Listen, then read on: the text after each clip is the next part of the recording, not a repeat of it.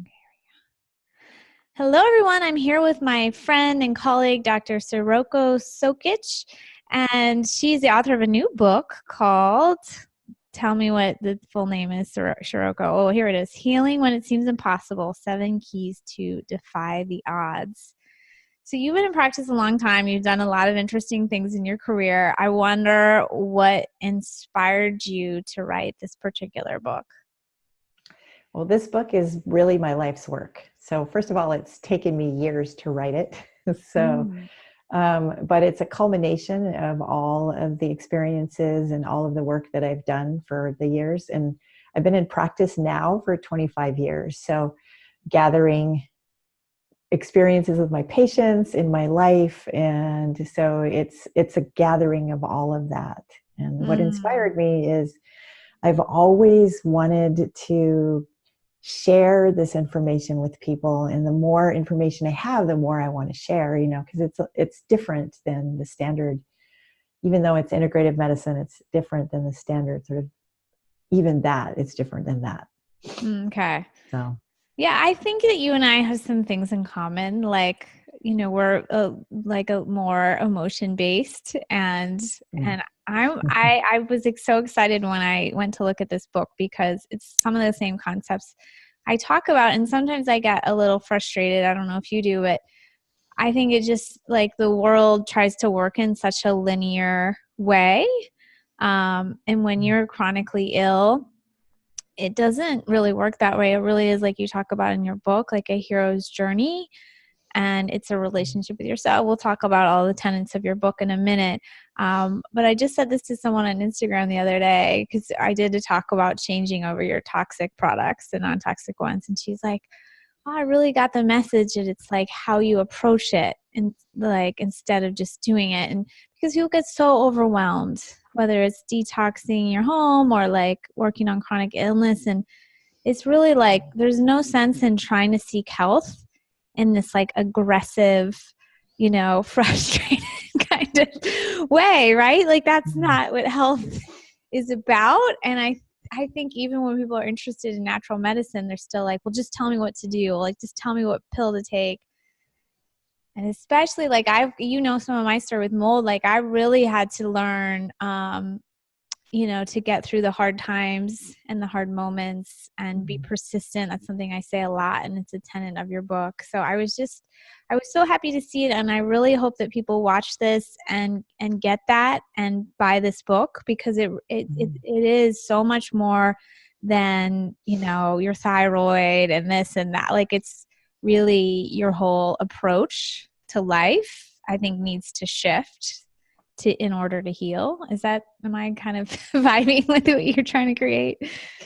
Well, yeah, it's basically that anytime you have a challenge in your health, or anytime so many of my patients are people who have no answers. They've been to 10 doctors, they've been to 15 doctors, they've been to 3 or 4 doctors, but there's no answers, and they're not getting well. And quite often they feel betrayed because their body's not doing what they want, and they're wanting to force it to be different. And in my experience, not just with my patients, but also my own health issues and in just my life, sort of beating your head up against the wall isn't the way to get you well. So there's a softening and a opening that occurs, and that allows the healing. So I love that. So you have these 7 steps, and then I think you have some other resources as well. I just want to highlight some of them. One that really touched me was about love, and how love is like scientifically proven to be healing, and how we also really have to love ourselves, which is sometimes like the hardest thing to do in general, but especially when we feel like our body has betrayed us. So talk about why that's like literally like the number one part of this book. Well, is it okay to tell a story? Yes, please. So why it's number one is because it is what healed me. about 11 years ago, my marriage ended, and I was married to the person that I thought was my soulmate. And my whole life, I had waited for the right guy. And so I had this whole thing around my marriage, like he was the one, it was the relationship, and it defined who I was for me. And my whole business and my whole life was structured around that relationship. And when it ended, my whole definition of myself also was like, whoa, who am I? What is my whole purpose in life? Like it seemed, even though I was always a healer and have always worked with people and as a doctor and acupuncturist and all of that, it seemed that my definition of who I was and my foundation was taken out from under me. And I went into this deep spiral of darkness and really didn't know who I was anymore or what my life meant. And what healed me was the love and friendship of the people in my life. Mm. People who supported me, like the first few months I lived on people's couches because I moved out of the house and I went stayed on my friends' couches, because I didn't have a place to live. And then I, finally found a place, and it was a room in a house. But it took me a while to get myself back together. And it was their friendship and love and support and the support and care of my patients even, that they pulled me back together. And the deep message from the experience is really love. Because a lot of times when you feel hurt or betrayed or wounded, you carry the wound. And if you can love more and you can bring more love to the situation, then that wound can heal. And so that's what healed me, was this deep connection with my friends and really connecting to love. And when I began to bring that into my practice, it began to help my patients more too. There's different levels of love, and you can always love more, but when you consciously bring that into your life and on purpose say, I love myself, or I'm going to love people more, I'm going to bring more love into my life, it changes everything. And so that's why love is number one, and why it's the foundation of everything else in terms of getting well.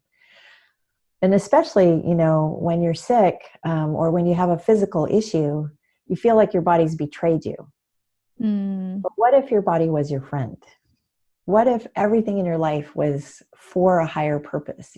So like if you lived your life from that perspective, what if it is something different than you think? What if your body is being your friend and it's talking to you and it's telling you something and you're going deeper in to get the message of what your body's trying to tell you?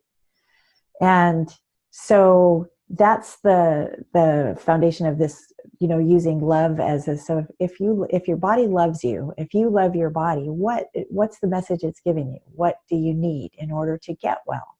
And so many of my patients have started to do this. And so it's this beautiful, like they come in and they say, oh, I've had this realization and this, and it comes from a much different place than, I used to be a surgeon. I used to be an emergency room doctor. And it's about do this. And that's vitally important to do. Like the rigidity and the science it's all vitally important too. But when healing is your goal, there's a softening that has to be behind it, and a different approach. I'm emitting it, and I'm not sure I have the right words. Oh yeah, I love that story Yeah. you told, and I think it's so important because it's also highlighting something that's important to me, which is like health isn't just like eating the exact right combination of foods. It's really like on so many levels about purpose and identity, and this ending of your marriage is something you never expected or wanted to go through, but yet you let it bring you gifts. You let yourself like see that love was out there instead of just like harden and make yourself sick. And that's incredible. I think that's a really important part too. I love the listening to your body. I think there's a chapter or a section in your book on that as well. And that's so powerful too. I mean, there's so much, it's the information age, right? There's so much information out there. We can constantly be studying health online for free, pretty much. But really, like, is that wisdom that is in each person, like, that cannot be found anywhere else. I love that you're teaching your patients that, and they're coming to you with, you know, and it's not an either or, right? Like, they can still come to you and share with you, because that relationship is so important as well. It's not about like just doing it on your own and like, I've got this, right? True.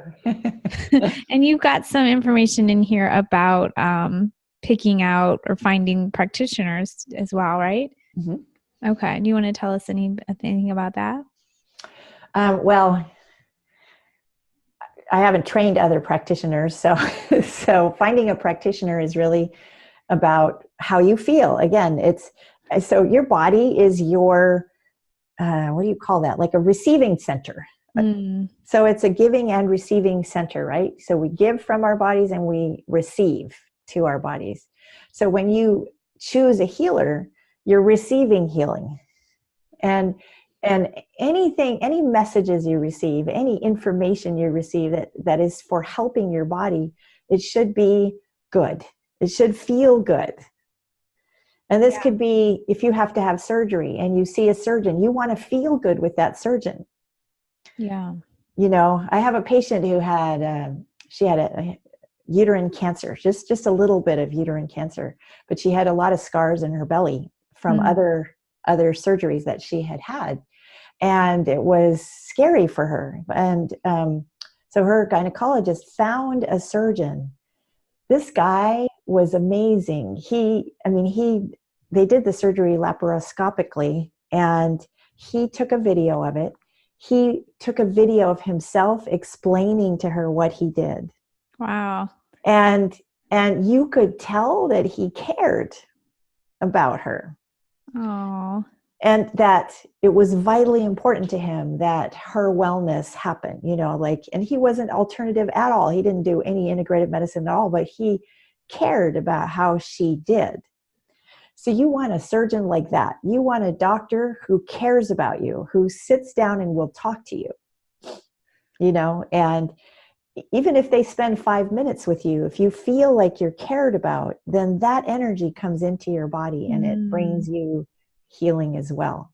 It sounds like this could be an interesting book for practitioners too. You know, I'm curious about it. Like your thoughts on, you've been practicing longer than I have and have had more experience. So I'd be curious to hear, you know, some of your thoughts on approach too. Because I mentioned earlier, like sometimes it feels frustrating to me when I feel like the world is like, just give me answers. And I'm like, you know, so finding the right language for me sometimes could, you know, be helpful.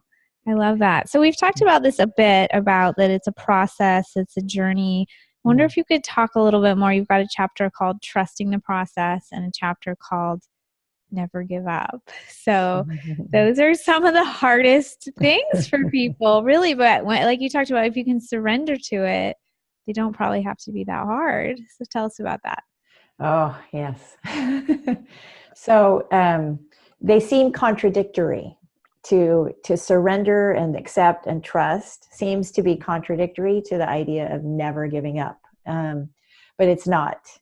So first of all, whenever anything's difficult, and this is also in life, you know, but we're used to thinking about things in life, you know, like if you want to be the world champion of, I don't know, swimming or basketball or something, you have to work hard, right? And you have to play and you work and you practice and so there's that masculine element of never giving up and pushing yourself to your ultimate limits. In the healing journey, it's a little bit different because there's a level where you have to push and work hard, and on the other hand, there's that softness that I've already talked about, you know, that surrender and accepting, and whatever it is your body's trying to do, you have to surrender to that. So that's the trusting the process. So there are people who've come to me and they've seen not just regular doctors, they've seen integrative practitioners, they've had homeopathy, they've had injections, they've had herbs, and they've had acupuncture. They've had all these different treatments. I saw a woman the other day who was, she's been sick for 11 years. And she's had acupuncture. She hasn't had a lot of, she's not seen a functional medicine practitioner. So that part of what I do is new for her, but she's seen tons of doctors, every kind of specialist, and is in chronic abdominal pain, cannot digest anything. She's malnourished. She's very not physically well. And so for her to trust that me as a new practitioner is going to come in and help her is difficult. Yeah, I see that a lot. People come in and I can just, even though we're sort of connecting, I can tell that they're just like, I don't know if I want to go here and start all over. So it's a lot. Yeah. Or try new things or do, like. Yeah. So. You feel like you've tried it all and you just, I don't know. To me, Shiroko, I'm just a curious person, and the never giving up part is easier for me than maybe the trusting part. Like there's times I still, when I was really sick, like felt so discouraged and when was this ever going to end kind of a thing.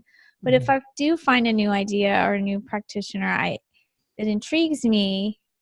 I guess maybe because my background in medicine, like I just know that there's so many options out there, and I haven't explored it all. So when someone comes to me and say, well, I've tried it all, I'm like, no, you haven't. It's impossible. You cannot have tried it all. And a friend of mine who's a coach, says like, until we've had a relationship, you haven't tried it all, because if someone comes to you for treatment, even if they've seen another functional doctor, you're a different like energetic being. You have a different set of experience. And to me, every one of those, even if you end up going to 12, 15 practitioners, like every one of those, hopefully experiences is giving you something to just move you down the road. Do you see that? Yeah. And trusting that itself, having tried it all, is also part of the process. Yeah. So, because the trusting the process chapter is not just about trusting the process of what's happening to you, but it's trusting that there's a higher purpose in what you're going through. Trusting that there's a spiritual component. So we are not just emotions and bodies and physical components. We are also spiritual. Yeah. And maybe one of the bigger premises of this book is that this healing journey, this heroic healing journey that you're on, is connected to your spiritual growth. And that there are things happening that you may not understand. We're used to thinking about our spiritual growth as being, our path as a person on earth, and interacting with others, or interacting with our career, or interacting with, the people that we have relationships with. So we think about that as part of our spiritual growth, but we rarely think of our bodies as our spiritual school. And yet our body is our biggest spiritual school. And so that's the other element of the trusting the process, is trusting that our school that we live in here is teaching us something. Okay. And that is something that it takes some length of time to understand. I've had many physical issues in my own life. And some of them have taken me years to unravel, years to unravel. I had irritable bowel since childhood. And now in hindsight, I know it was because I was allergic to dairy. But I didn't figure out I was allergic to dairy till I was in my 40s. Oh, wow. So I had this irritable bowel and digestive issues. And then that of course developed into SIBO, which that took me years to figure out. And so it's like this, learning on, not just through my patients' bodies, but through my own body, and figuring things out has been a journey for me. But that journey has helped me to help others. It's true. I like that perspective that it's there to teach you something. And we can fight it and be like, why, this isn't fair. Or we can be like, always we can see gifts in things. Like you went through this difficult divorce, but then you saw the love of your friends and the generosity, and like there's always something else to see when you turn and look for it that is a gift, so yeah, I went through all this stuff with mold. It was hell when I was going through it. Yeah. But now people love to hear the story. They're fascinated, they want to know, they want help for their own case. They want awareness. And, I do see some of the blessing in it and how much it's educated me and all that. So, well, I'm really glad you wrote the book. I think it's such an important concept. I hope people pick it up. Can you hold it up? You've got a copy of it there, right? So Healing When It Seems Impossible, 7 Keys to Defy the Odds, and it's available November 6th on Amazon. Is it paperback or Kindle or both? It'll be paperback. It'll be Kindle too. Okay. And it's paperback, and I'm making an audible, but that's going to take me a little time. So. Okay, awesome. And then we'll also have a link where if you buy the book, you can give the receipt number and get a workbook, you said, and some other things. Yeah, the book is full of exercises and ways for you to practice these things so that you can do it on your own. And so I made a workbook that will be a free gift if you buy the book. So I'm going to get the book because I'm still on my healing journey. I'm a lot better than I used to be, but I'm not. I think it's so important to just sit with your thoughts too, and like do some of these. I don't even know what the exercises are, but like I just love the idea of sitting with a concept and like doing some writing, and I think it's very helpful. So thank you so much, Dr. Shiroko. This has been great, and congratulations. Thank you. I'm super excited. And to everybody, we'll share all the links below. And then what's your website, Shiroko, if someone has a question and wants to become a patient, that kind of a thing? hearttoheartmedicalcenter.com. Easy. Perfect name. Yeah. Thank you. Yeah.